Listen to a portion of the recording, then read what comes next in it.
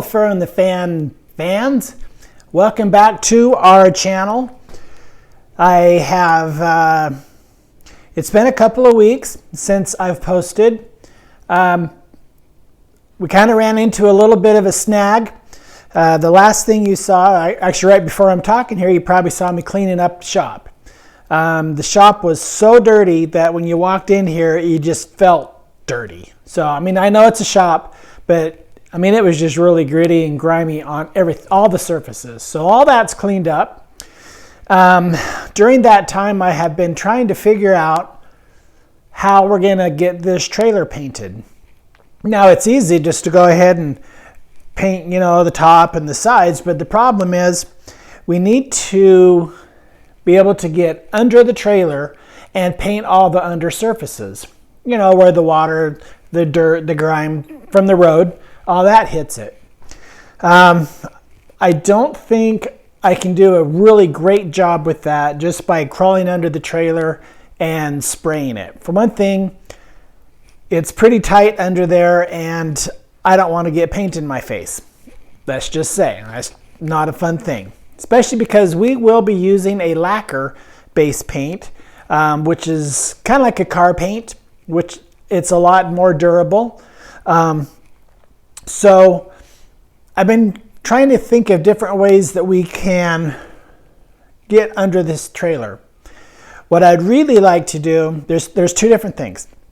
One, we could put it like kind of on a rotisserie so that on each end it would be on like a hinge, and so it would just kind of rotate. So you could see the bottom of it, you could see the side, or actually the top. You could access everything really pretty easily. But I don't have a rotisserie. That's for automotive, and I don't want to put any more holes in our frame for the bolts for it to rotate on. So the next thing I thought was to hook our winch up to the front of our trailer here and then lift it up so that you can see the bottom and you'll see the top of the trailer, but it'll be standing pretty much straight up. That might work, but I don't really want to have it standing up very long just for safety. That's one option. So the problem that we're coming up with is in order to get it to go point straight up, and then even if we were to lift it up and then rotate it so that it's 180 degrees, basically turn it upside down, then we could access all the bottom of the trailer, and that would work out really well, I think. Again, that's a great idea, but how are we going to accomplish that? It seems like we're going to have to build some sort of a beam support system up in our roof. And the trusses that are up there right now, they work okay for hanging our aluminum panel or our aluminum roof.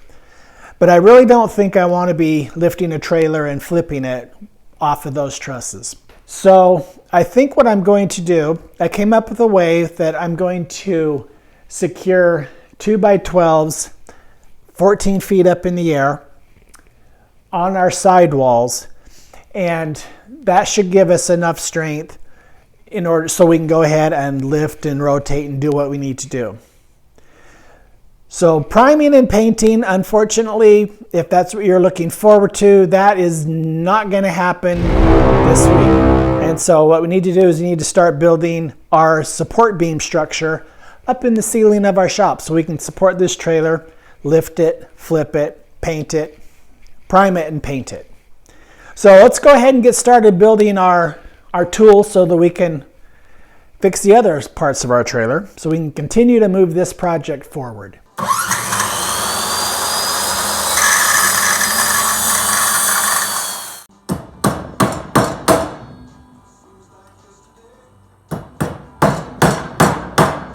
We have now created the two end pieces of our new beam structure that we're going to hang up in the top of our shop.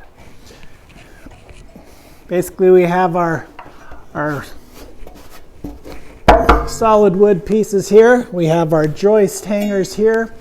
We're going to lag bolt these on this wall up there and up on the wall up there. Let's move up to the high time, up into the tall end of the shop.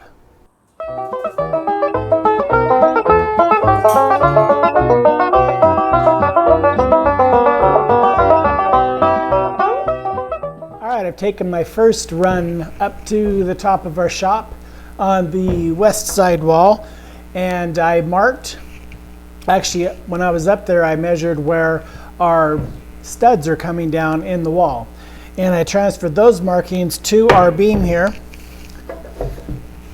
Got our beam upside down, but then I put some marks where I need to drill holes to put these lag bolts through. So let's get started with the drilling and continue to build what we need to continue to build the trailer.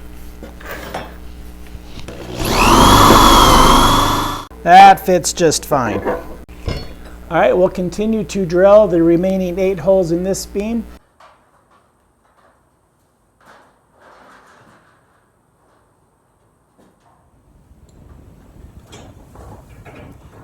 So we're just tightening up the 7th bolt of 8 that's holding our header up here. Now we're about 14 feet up off the air. I wanted to keep the bottom of this high enough so that we can still slide our scaffolding or roll our scaffolding around in the shop. So that'll give us plenty of room for hoists and whatever we want to put on top here. Let's finish that last bolt.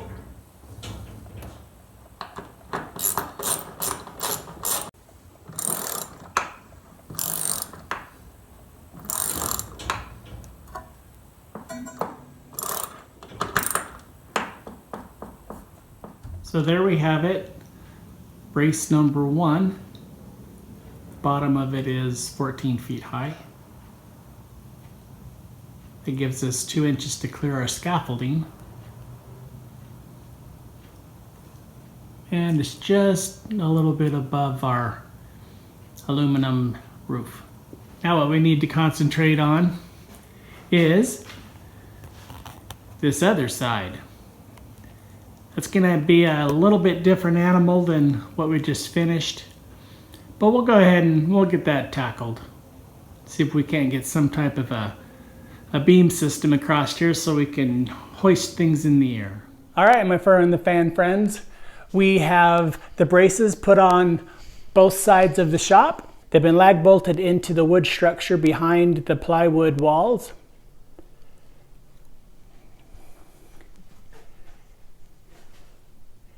And I do want to point out for you Christmas fans of the movie Christmas Story that there is my Daisy Red Ryder BB gun.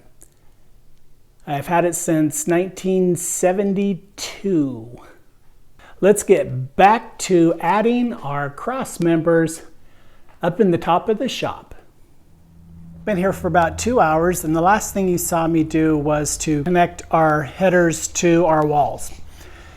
What I did next was I cut our 2x12s to the dimension that I needed to span from one wall to the other. And then I started lifting the 5 beams. The first beam went up okay, but then it started to hurt my back, and I said, well, this is kind of stupid. I'm going to start doing a fur in the fan accident in a minute. So I spent some time, and remember our hoist that we used to raise the aluminum panel ceiling up? Well, it was behind, well, I'll show you. It was up and behind our aluminum panel up there. So with the safety of scaffolding, I was able to slide our hoist. You can see it at center screen. I was able to slide our hoist from behind our aluminum roof over to above the scaffolding. And that is how I've been able to lift the joists. As you can see, I have a joist there and there. So our 2 joists, and we're going to do 5. We'll show you how we're raising those using our hoist.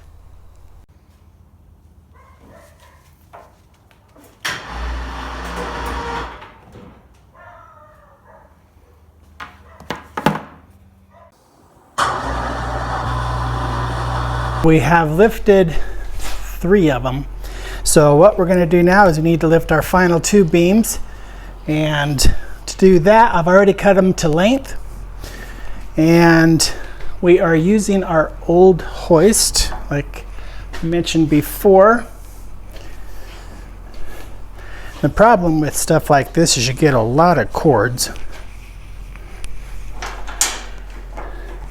You don't want any cords to get caught on anything. So we take our nearly 12-foot long beam here, and we are going to, we have a center mark written on it. That way we can wrap our cable about its center point, so that when we lift it, it'll pretty much balance itself. Okay, I will bring you around and let you see what we have here. All right, there in the middle of your screen, you can see we're centered around our beam. There we go. Gotta turn on the safety.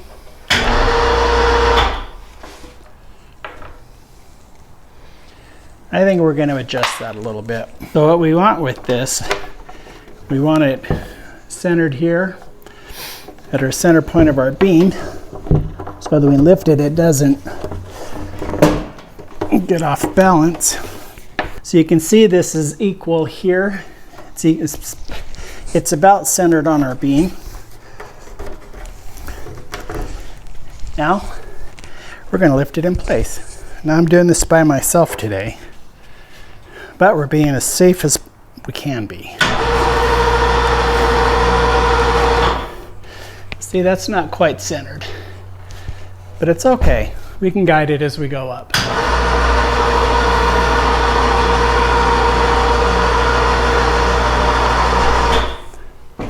We want to have it centered, and we also have to be careful of our pictures on the wall. Let's see how those potatoes are on. Now you just lift it and guide it as it goes along. You don't want to break any of your pictures on the wall.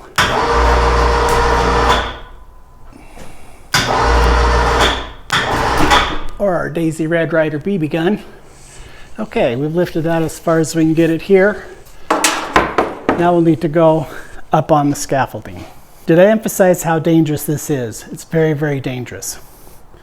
So don't attempt it if you don't know what you're doing.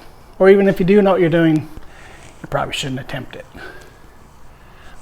But we're getting there. I'm going to go to the top now and finish raising this up. All right, let's finish bringing that beam up.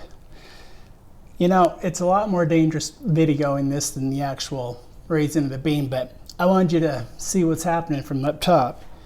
So why don't we go ahead and finish raising our beam.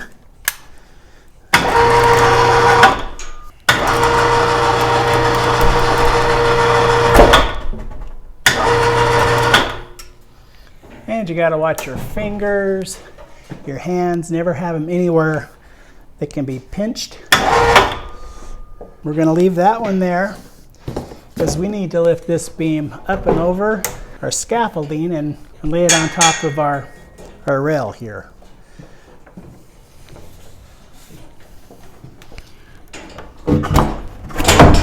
That's one way to do it.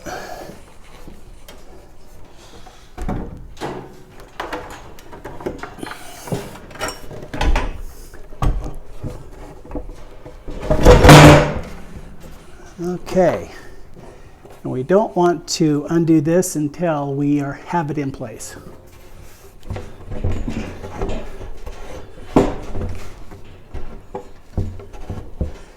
That's in one pocket.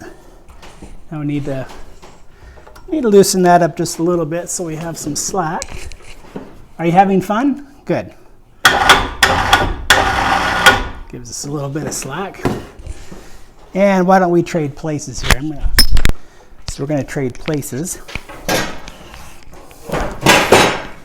For Christmas, I should have asked Santa for a cordless microphone.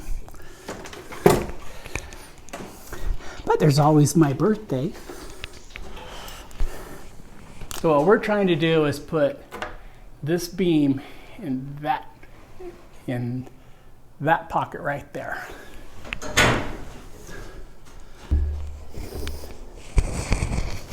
I think that'll be fine. I just gotta switch sides.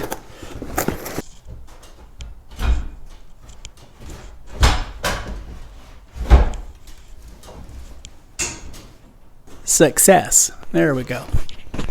All right, so I'm gonna nail this off, and then I'm gonna, on both sides, and I'll raise the other one, and we'll get this project finished up so we can get back to painting that darn trailer. I'll see you when we get back. There it is. All we need to do now, I know you can't see it. Well, if you look in the center of your screen, that red dot, that's actually the end of the hoist. All we need to do now is do a little bit of bridging so that the beams up there don't twist. And then I think we are ready to start lifting. Everything is bolted and nailed and screwed. Fits nice and tight. So I think next time when we see each other, we're going to be able to lift our trailer and take a look at the bottom of it, start getting it primed and painted. Thanks for dropping in to Fur in the Fan. And if you like what you've seen on our videos and you haven't subscribed yet, please like and subscribe.